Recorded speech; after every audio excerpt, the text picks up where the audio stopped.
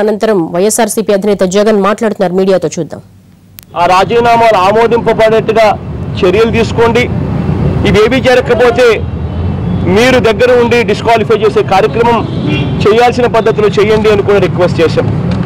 కారణం ఏంటంటే గవర్నర్ గారు అనే పదవి, గవర్నర్ గారు అనే వ్యక్తి రాజకీయాలలో ఎందుకుంటాడు అని అంటే ఇటువంటి తప్పులు జరగకుండా చూసుకునేందుకు గవర్నర్ గారు ఉంటారు.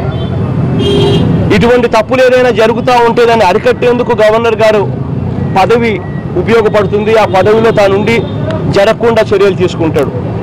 అటువంటి గవర్నర్ గారి చేతనే ఇటువంటి దారుణాలు చేయిస్తే ప్రజాస్వామ్యం ఇంకా ఎవరు కాపాడుతారు? ప్రజాస్వామ్యం అనేది ఇక నిజంగా ఎలా బతుకుతుంది అన్నది దయచేసి ఆలోచన చేయండి సార్ అని చెప్పి కూడా గవర్నర్ గారిని గట్టిగా రిక్వెస్ట్ చేస్తూ అడిగాం. ఇది ఇంతటితో కూడా విడిచిపెట్టము. ఇవాళ గవర్నర్ గారికి ఇచ్చిన ఈ లేఖను ఈ స్పిరిట్ను ఢిల్లీ దాకా తీసుకుపోతాం. President of the country appointment అడిగాం. ఆయన అపాయింట్మెంట్ వచ్చిన వెంటనే ఢిల్లీకి కూడా పోతాం. ప్రెసిడెంట్ గారిని కలుస్తాం, ఎలక్షన్ కమిషన్ను కలుస్తాం, వివిధ పార్టీలను కలుస్తాం, ఇంక్లూడింగ్ మోడీ గారిని కూడా అవకాశం ఉంటే అపాయింట్మెంట్ ఆయన అడుగుతాం. ఆయన కూడా ఆయన దగ్గరికి కూడా వెళ్ళి మీ ఎన్డీఏ పార్ట్నర్గా ఉన్న వ్యక్తి ఈ మాదిరిగా చేస్తూ ఉంటే మీకు చెడ్డ పేరు రాదా సార్ అని చెప్పి ఆయన కూడా అడుగుతాం. ప్రతి పార్టీని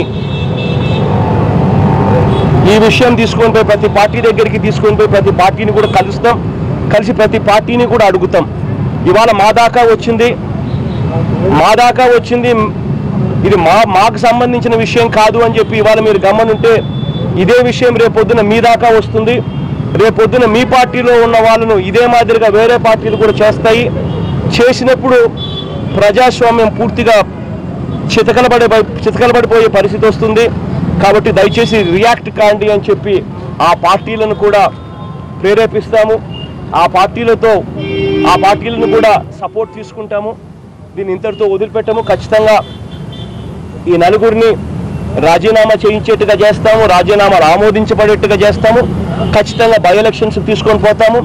బై ఎలక్షన్స్లో పైన దేవుడు ఉన్నాడు, ప్రజలు ఉన్నారు, వాళ్ళ మీద నమ్మకం విశ్వాసాలు ఉన్నాయి. పైనుంచి దేవుడు చూస్తూ ఉన్నాడు, ప్రజలు ఉన్నారు, మంచి జరుగుతుంది.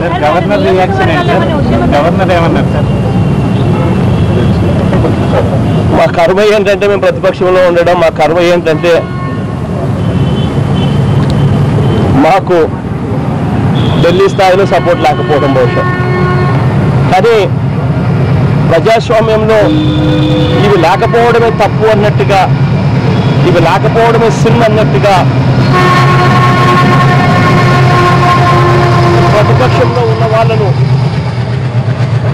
ప్రతిపక్షంలో ఉన్న వాళ్ళను అధికారంలో ఉన్న వాళ్ళ అధికారంతో కొట్టడం మొదలు పెడితే ప్రజాస్వామ్యంలో అది మనం చూస్తూ ఊరుకుంటే నిజంగా ప్రజాస్వామ్యం అనేది బతకదు.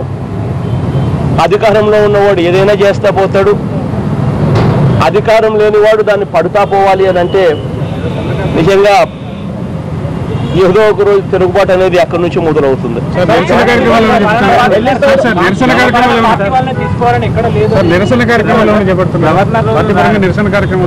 అన్ని చేయాల్సినవన్నీ కూడా చేస్తామన్నా.